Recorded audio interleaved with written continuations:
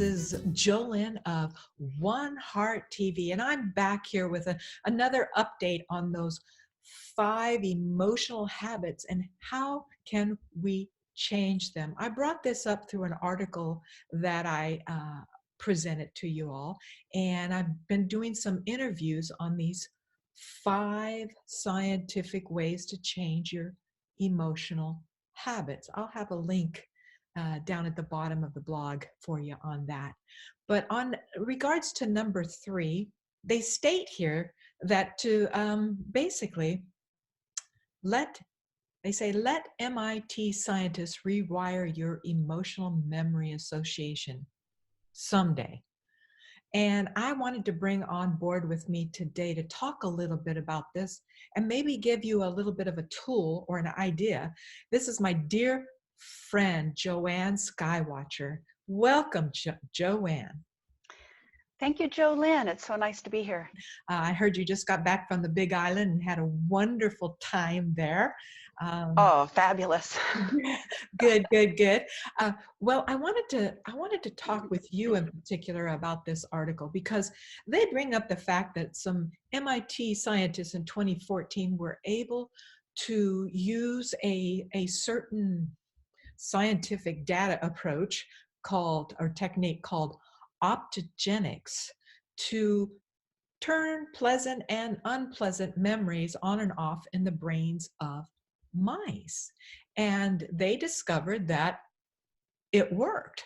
But I find that a little crazy. And I thought, well, there's something that you taught me years ago, and I'd love for you to share about it. It's called EFT, or emotional Freedom technique. Yes. Or techniques, because there's, I guess, more than one.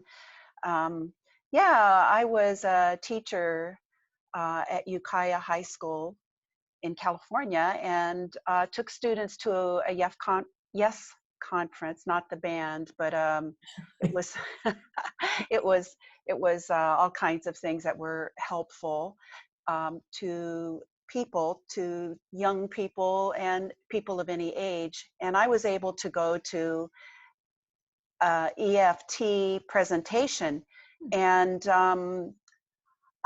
it's funny because I ended up, at first I hated it because of some of the things that there were 3 things, and one of them was that you had to roll your eyes around, and I thought it looked really weird. It's a part I don't use, but some people really like that part, and I didn't like the format. So anyway, there were things that I didn't like, 3 things, and it kept me a couple of years away from it because I just didn't like it.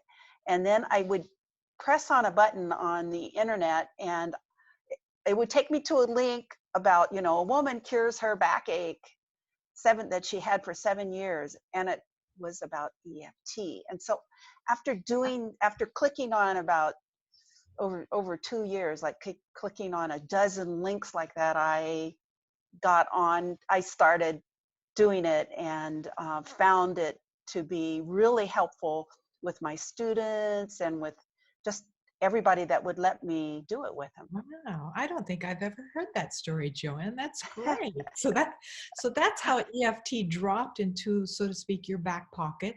And I gather that you took it a bit further, because I know for a fact that you helped me through a very traumatic time in my life. And I too thought, the first time we did it, I thought it didn't do anything, but it was the second time you got to the root.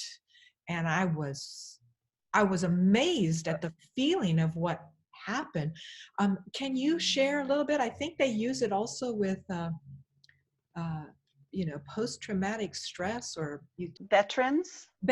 Yes. Veterans. They've also people have gone into places where, like there's been a big disaster kind of thing, and work with them, because it's really good for trauma. It's really good for car accidents, to kind of unpack it and clear it all.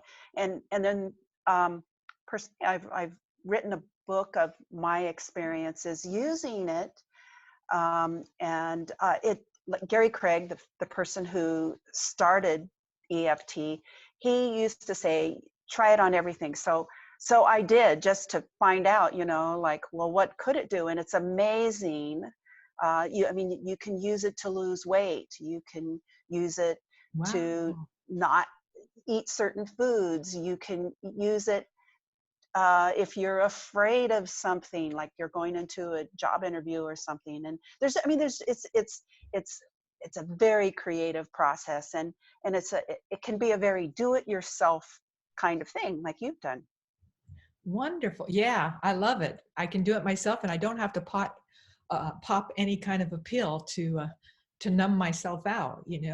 Um, I find EFT. I actually shared that with my International Women's Day event last year, and did a little snippet of it. Not as good as you, of course. You know how to draw the goodies out. I'm curious. There's a big group coming up, and I'm hopefully going to share EFT summit, so to speak, coming up February 1st through the 7th. And by the way, all of you that are watching this, I'll have links to all of this, as well as JoAnn's book, because I want you to read a little bit about her. She does have services available, so that's wonderful. But yeah, in regards to our emotional habits, it seems astounding that I've heard that the subconscious mind, what do we have running so many thoughts a day? And I'm not sure all of those are the best thoughts for us. What do you feel about that? Well, if for people that have started to meditate, they notice how many thoughts are going on. And um, I think it can be pretty hard. People kind of can get out of control with those thoughts. And so different practices like watching one's breath, or watching one's thoughts, or tapping can make a difference. Yeah, it certainly can. I guess we've talked about it. I've talked about with the other gals that, we have 80-90% of our thoughts that are really just, they could be part of the trauma that we've had, and we don't even know it, but they're circling around in our head daily, which I believe doesn't leave us very much room in there, so to speak, for all the good stuff that we could be helping each other out. Now, EFT also does this thing where when you're tapping, I guess, on what you call meridian points, Right. um, why does what's going on when you're tapping and you're taking that negative and replacing it with the positive? What's can you just share a little bit with the folks who've never heard of this before? Well, this relaxes Yes. the person by tapping on these different points. It's like the scientific part for me hasn't been my strength. However, I just found by doing it that it works. Also, something that really helps, I think, is to really pay attention when you're doing it, when you're tapping, and just notice if anything comes in, like any thoughts, any memories, anything like that, because I think that those things come in to be healed. It's not a mistake. It's like, that's one of the secrets, as far as I'm concerned, about EFT, is to pay attention when you're doing it, as to like, oh, where did that come from? And Wow. yeah. I never thought of that before with it, because a lot of times we're asking, why is this happening to me? What can I do to change this habit?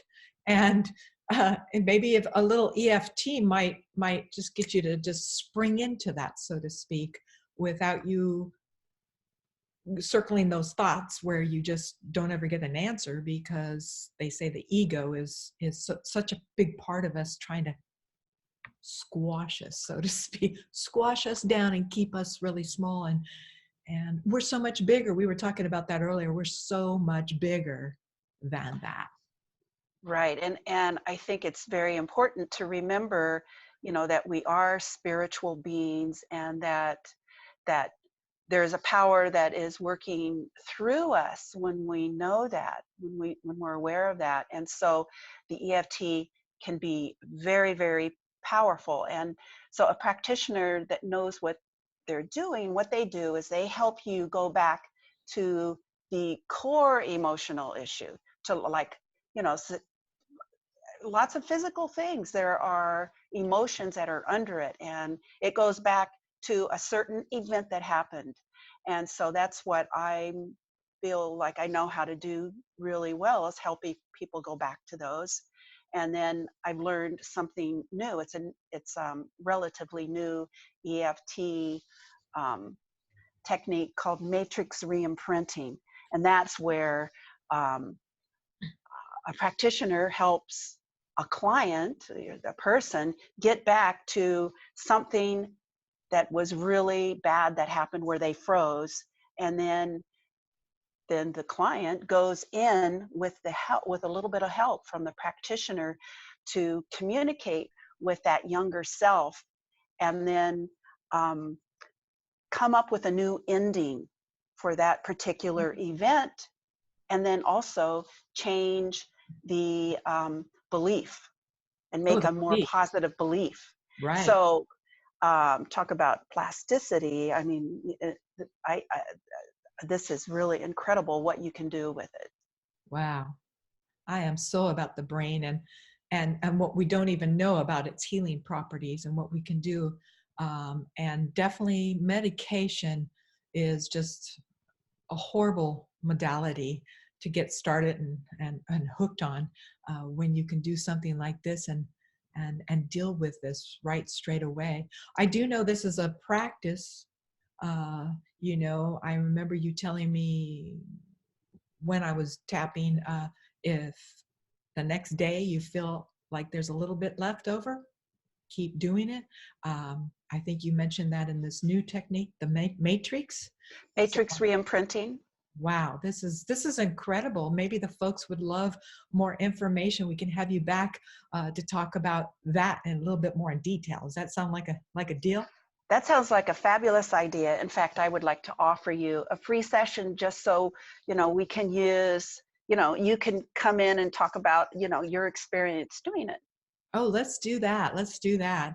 Well, I've taken so much of your time and I so appreciate it this morning. Again, to all my WonHeart listeners, just trying to bring forth some information through other people on modalities that are out there, some healing techniques that we can do ourselves to start the changes we wish to see in our lives. I'm really excited that I've had all these wonderful people. Next one we'll deal with from the article will be the fourth one. So I'll be bringing that to you very soon. JoAnn, thank you again. And I look forward to seeing you in person. You have a wonderful rest of the day. And I will have all those links again down below for you, who JoAnn is, her book, where you can contact her if you're interested in her services, as well as the upcoming 10,000 Summit of EFT that I'd love for you all to take part of. How exciting is this to have people around the world doing it together? Take care of yourself. Again, peace, love to everyone, and we're out. Thank you, JoAnn. Okay, bye-bye. Bye-bye. Allow ourselves to experience. The illusion falls away and we experience